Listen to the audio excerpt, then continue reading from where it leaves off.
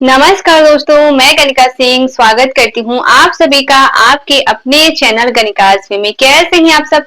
आशा करती हूँ आप सब बहुत अच्छे होंगे। ये बताने के लिए हमेशा की तरह कमेंट बॉक्स में जय श्री हरि विष्णु जरूर लिखें। तो चलिए दोस्तों, आज हम इस वीडियो में जानेंगे 2025 में चैत्र माह की शुक्ल पक्ष कामिका एकादशी कब है, व्रत हमें किस दिन रखना है, तिथि कब से प्रारंभ हो रही है, कब समाप्त हो रही है, पारण का शुभ मुहूर्त क्या रहेगा, एकादशी तिथि के दिन पे किन किन बातों का हमें ध्यान रखना चाहिए। इसी प्रकार के बहुत सारी महत्वपूर्ण बातें आज हम इस वीडियो में जानेंगे। तो बने रहिए मेरे साथ मेरे चैनल पर। अगर आप सभी के लिए वीडियो हेल्पफुल होता है तो प्लीज एक लाइक जरूर कीजिए और इसके साथ ही मेरे चैनल को सब्सक्राइब करके बेल आइकन को प्रेस कर दीजिए ताकि मेरी आने वाली वीडियो की सभी नई नोटिफिकेशन आप सभी के पास सबसे पहले पहुंचे। तो चलिए हम वीडियो को शुरू करते हैं। सबसे पहले तो मैं आपको बता दूं कि एकादशी का व्रत 3 दिवसीय होता है।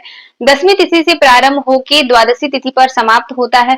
एकादशी के व्रत में शुभ मुहूर्त का विशेष ध्यान होता है। तो पारण का शुभ मुहूर्त क्या रहेगा वो मैं आगे आप सभी को वीडियो में बता दूंगी, तो वीडियो को अंत तक जरूर देखिएगा, ठीक है। तो सबसे पहले तो मैं आप सभी को बता दूं, कामिका एकादशी का व्रत 2025 में रखा जाएगा 8 अप्रैल को। दिन रहेगा मंगलवार और 9 अप्रैल दिन बुधवार को व्रत का पारण किया जाएगा। एकादशी तिथि का प्रारंभ हो रहा है 7 अप्रैल दिन सोमवार को रात्रि में 8 बजे से और वहीं एकादशी तिथि समाप्त हो रही है 8 अप्रैल दिन मंगलवार रात्रि में 9:12 पर। तो उदया तिथि को ध्यान में रखते हुए 8 अप्रैल दिन मंगलवार को एकादशी का व्रत रखा जाएगा, ठीक है। जैसा कि मैंने बताया कि एकादशी का व्रत 3 दिवसीय होता है।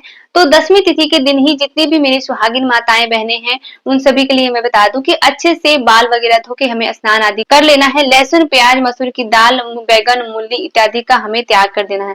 वैसे भी अभी नवरात्रि का समय चल रहा है तो हम नहीं खाते हैं लहसुन, प्याज, ये सभी चीजें तो हम नहीं खा रहे हैं, तो वैसे ही हम शुद्ध ही हैं। लेकिन जो लोग खाते हैं मैं उनके लिए बता रही हूँ कि ये सभी चीजें खाकर एकादशी का व्रत नहीं रखा जाता है। तो दसवीं तिथि के दिन ही बाल वगैरह अच्छे से धो के इन सभी चीजों का हमें त्याग कर देना है, ठीक है।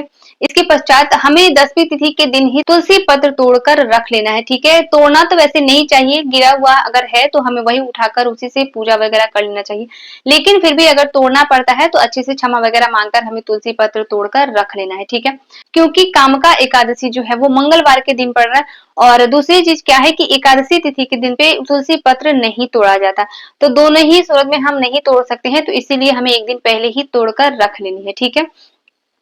फिर एकादशी के दिन सुबह सवेरे जल्दी उठ के स्नान आदि करके सबसे पहले हमें सूर्य भगवान को 1 लोटा जल देना चाहिए। इसके पश्चात हमें भगवान श्री हरि विष्णु की, माँ लक्ष्मी की विधिवत पूजा अर्चना करना चाहिए। इस दिन हमें पीले रंग का वस्त्र धारण करना है और पीले ही रंग के आसन पर भगवान श्री हरि विष्णु को हमें विराजमान करना है, ठीक है। इसके पश्चात हमें अच्छे से भगवान की विधिवत पूजा अर्चना कर लेनी है। इस दिन हम भोग में पीली मिठाई, केले का भोग लगा सकते हैं भगवान को, अन्न का भोग नहीं लगाया जाता, इस चीज का हमें ध्यान रखना है। साथ ही भगवान श्री हरि विष्णु के साथ हमें माँ लक्ष्मी की भी इस दिन पूजा जरूर करनी चाहिए, तो इस चीज का भी हमें ध्यान रखना है, ठीक है। पूरे दिन हमें अच्छे से भगवान के मंत्रों का जाप करते हुए रहना चाहिए। इस दिन एकादशी के दिन पे सोना नहीं चाहिए, सोना वर्जित होता है, ठीक है। जब तक हम ठीक है, स्वस्थ है, तब तक हमें नहीं सोना चाहिए। रात्रि में हम सो सकते हैं, मैंने एक वीडियो में बताया था तो आप लोगों ने पूछा था कि दीदी क्या रात में भी ना सोएं। तो देखिए रात्रि में हम सो सकते हैं, दिन में हमें नहीं सोना चाहिए। लेकिन अगर कोई प्रॉब्लम है, सोना जरूरी है, तो हम क्या कर सकते हैं, तुलसी पत्र लेकर हम सो सकते हैं, जो कि मैंने पिछली वीडियो में भी आप सभी को ये बातें क्लियर की हुई थी, ठीक है। तो इसी प्रकार से हमें कर लेनी है। ध्यान क्या रखना है कि एकादशी के दिन पे हमें ना ही तुलसी पत्र तोड़ना है, ना ही तुलसी जी में हमें जल अर्पित करना है। पूजा पाठ हम कर सकते हैं, घी का दीपक हमें जला देना है, ठीक है। और पूजा पाठ जो है वो हम कर सकते हैं, लेकिन तुलसी पत्र हमें नहीं तोड़ना है, ठीक है। तो चलिए अब मैं आपको बता दूं कि व्रत के पारण का शुभ मुहूर्त क्या रहेगा, व्रत हमें कब करना है, ठीक है।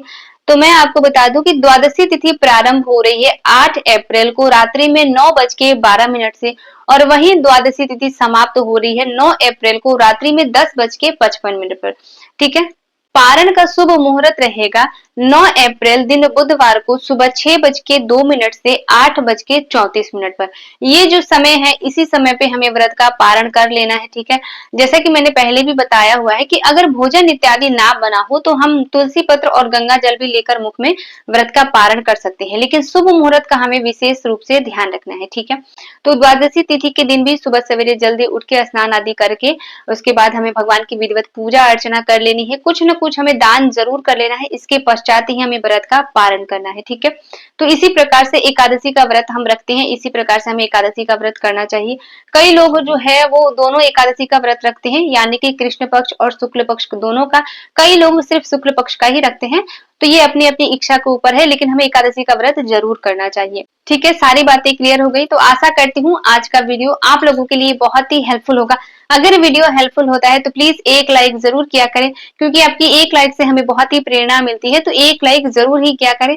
और इसके साथ ही इसी तरीके के वीडियो देखने के लिए चैनल को सब्सक्राइब करके बेल आइकन को प्रेस कर दे, ताकि मेरी आने वाली वीडियो के सभी नए नोटिफिकेशन आप सभी के पास सबसे पहले पहुंचे।